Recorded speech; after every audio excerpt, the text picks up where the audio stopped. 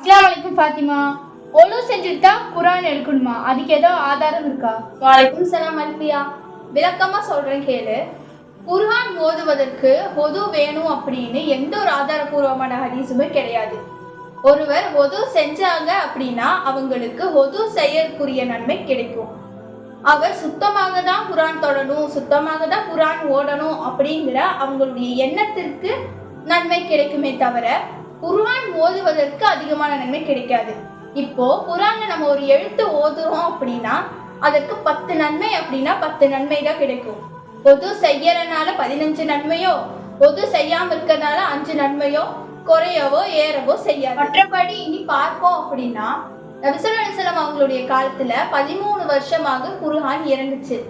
அப்ப ஒது செய்யல. அதே போல தொழுகைக்கும் ஒது செய்யல. தொழுகையை எப்போ கடமையாக்கப்பட்டுச்சு அப்படின்னா நபி ஸல்லல்லாஹு அலைஹி வஸல்லம் அவர்களுடைய மக்கா ஹிஜ்ரத் பயணத்துக்கு முன்னால தான் தொழுகையை கடமையாக்கப்பட்டுச்சு. அப்ப கூடி ஒழு யாரும் எடுக்கல, ஒழு கடமையாக்கப்படவில்லை. ஒழு எப்ப கடமையாக்கப்பட்டுச்சு அப்படின்னா ஒழு என்பது மதீனாவுடைய காலகட்டத்துல தான் தொழுகைக்கு மட்டும்தான் ஒது என்பது கடமையாக்கப்பட்டுச்சு. இது ஹக்கீமில் வரக்கூடிய உண்மையான செய்தி.